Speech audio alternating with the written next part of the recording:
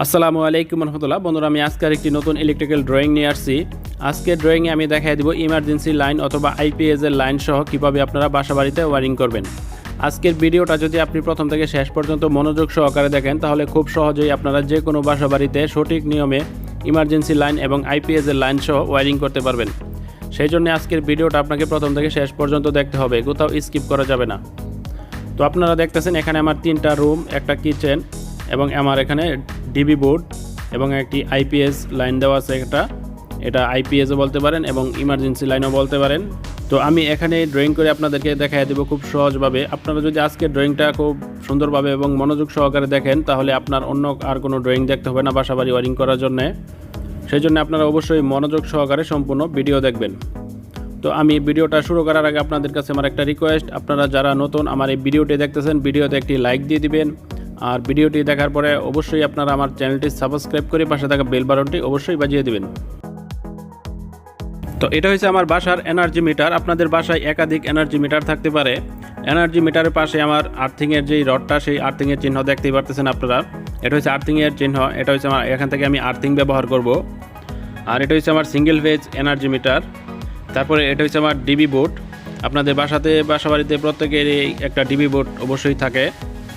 তো ডিবি বোর্ডের মধ্যে আমি ব্যবহার করছি একটি MCB ডিপি ব্রেকার, তারপরে ব্যবহার করছি RCD বা RCCB, তারপরে আমি এখানে 5টা SP ব্রেকার ব্যবহার করছি সিঙ্গেল ফেজ MCB। তারপরে এটা হচ্ছে আমার ইমার্জেন্সি লাইনের জন্য IPS।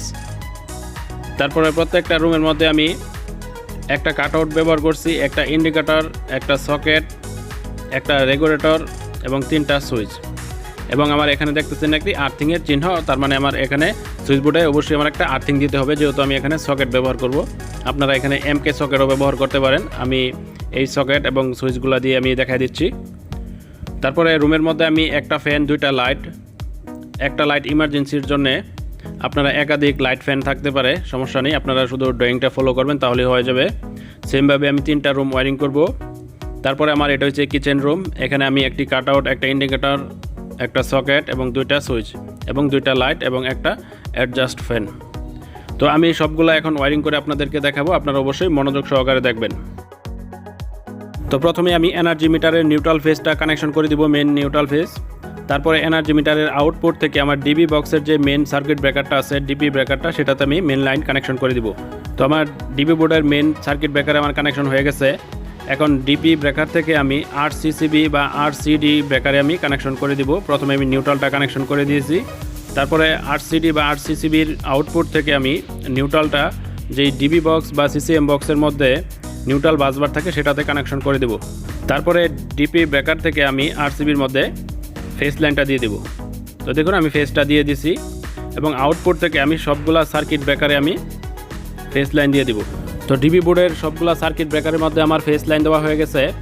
এখন আমি এখান থেকে প্রত্যেকটা রুমের জন্য আলাদা আলাদা সার্কিট ব্রেকার ব্যবহার করব।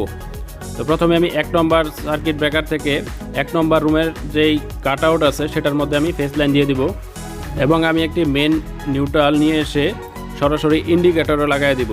তো দেখুন আমি ইন্ডিকেটরে নিউট্রাল লাগিয়ে দিয়েছি। আমার ECC যেই লাইনটা সেটা আমি একটু সরাইয়ে নিচ্ছি এখান থেকে। তারপরে আমি সকেটের মধ্যেও নিউট্রাল দিয়ে দিব।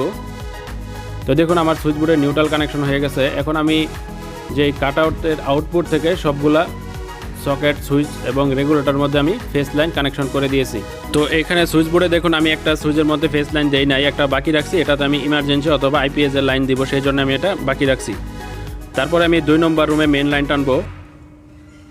তো 2 নম্বর রুমের যেই সুইচ বোর্ডের যেই কাটআউট সেটার মধ্যে আমি মেন লাইন দিয়ে দিব। প্রথমে আমি সবগুলা রুমের মধ্যে মেন লাইন টেনে আপনাদেরকে দেখাই দিব। তো 2 নম্বর রুমের যেই সুইচ বোর্ড সেটার যেই ACCটা সেটাও আমি একটু সরাই দেবো এখান থেকে। তারপরে আমার 2 নম্বর রুমের যে কাটআউট, সেই কাটআউট থেকে সবগুলা সুইচ, সকেট, ইন্ডিকেটরের মধ্যে আমি ফেস লাইন দিয়ে দেব।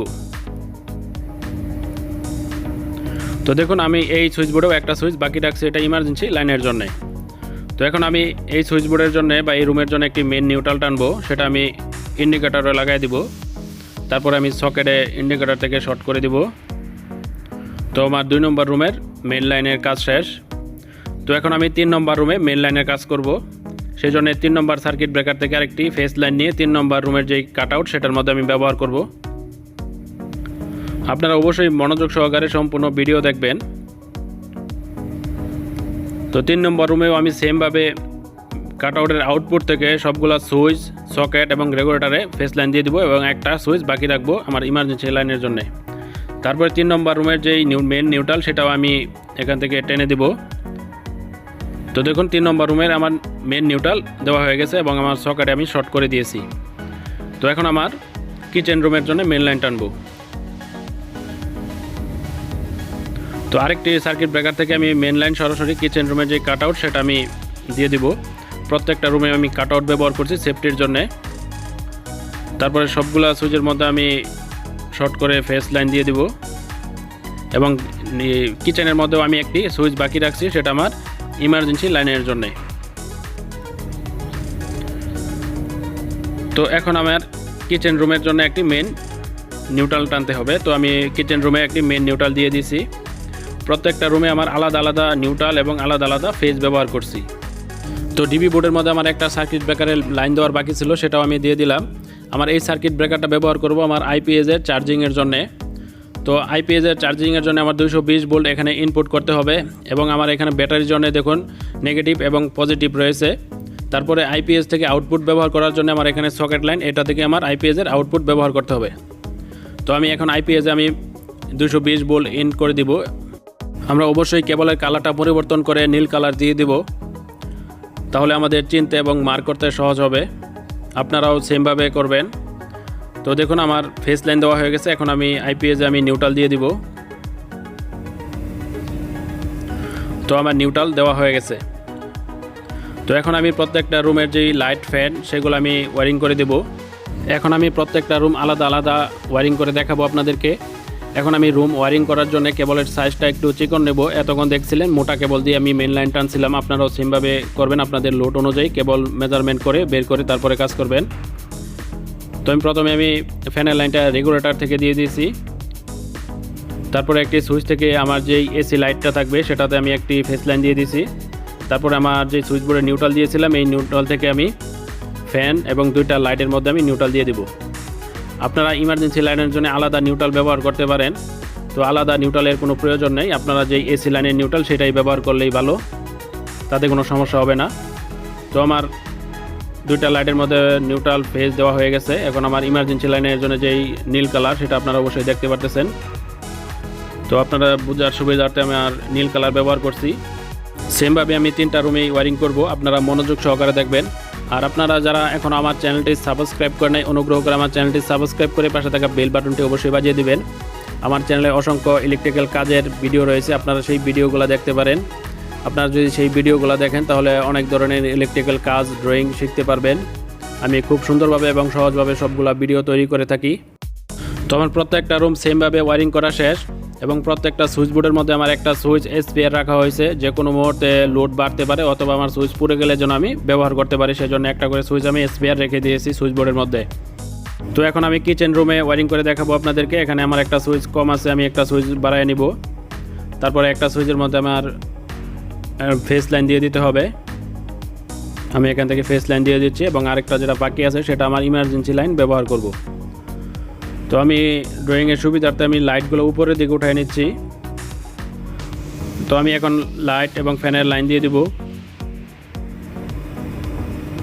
সেমভাবে আমার একটা অ্যাডজাস্ট ফ্যানের জন্য আমি ফেস লাইন দিয়ে দেবো, একটা সুইচ ব্যবহার করব। তারপরে আমি এখন নিউট্রাল দিয়ে দিব।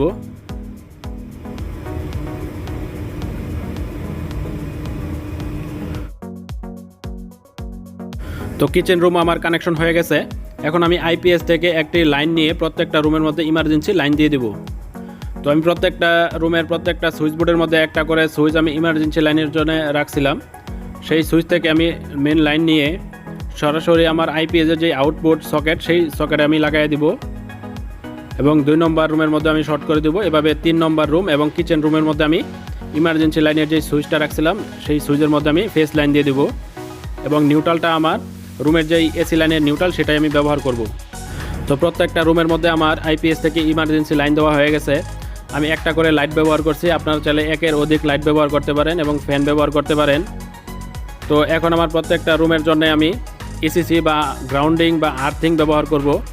প্রত্যেকটা সুইচবোর্ডের মধ্যে আমার অবশ্যই আর্থিং দিতে হবে, যেহেতু আমার সুইচবোর্ডের মধ্যে সকেট রয়েছে এবং বিভিন্ন ইকুইপমেন্ট থাকতে পারে, সেজন্য আমার আর্থিং অবশ্যই প্রত্যেকটা রুমের মধ্যে দিতে হবে। সেই জন্য আমার এনার্জি মিটার থেকে যেই মেইন আর্থিংটা সেটা আমি আমার রুমের যেই সিসিএম বক্স বা ডিবি বোর্ড সেই আর্থিং বোর্ডে দিয়ে দিব। সেই বাসবার থেকে আমি প্রত্যেকটা সুইচ বোর্ডের সাথে আমি আর্থিং লাইন দিয়ে দিব। তো আপনারা দেখতেই পারতেছেন আর্থিংয়ের কেবলটা আমি গ্রিন কালার দিয়েছি এবং আপনাদের বোঝার সুবিধার্থে আমি প্রত্যেকটা কেবলের আলাদা আলাদা কালার ব্যবহার করছি, আপনারা যেন সহজে বুঝতে পারেন। তো আশা করি বন্ধুরা আপনারা দেখতেই পেলেন আমি প্রত্যেকটা রুমের মধ্যে গ্রিন কালারের ইসিসি লাইন টেনে দিচ্ছি। বন্ধুরা আপনারা যদি প্রথম থেকে শেষ পর্যন্ত সম্পূর্ণ ভিডিও মনোযোগ সহকারে দেখেন তাহলে অবশ্যই আপনারা যে কোনো বাসা বাড়িতে সঠিক নিয়মে কিন্তু ওয়্যারিং করতে পারবেন। আশা করি আপনারা মনোযোগ সহকারে সম্পূর্ণ ভিডিও দেখছেন। কোথাও যদি বুঝতে অসুবিধা হয় তাহলে আমাকে জানাবেন, আমি সমাধান দিয়ে দেব। আর বন্ধুরা ভিডিওটি যদি ভালো লাগে, আপনার উপকারে আসে, অবশ্যই আমার চ্যানেলটি সাবস্ক্রাইব করে রাখবেন। আর ভিডিওটি কেমন হলো সেটা আপনারা কমেন্ট করে জানাবেন। সকলকে অসংখ্য ধন্যবাদ।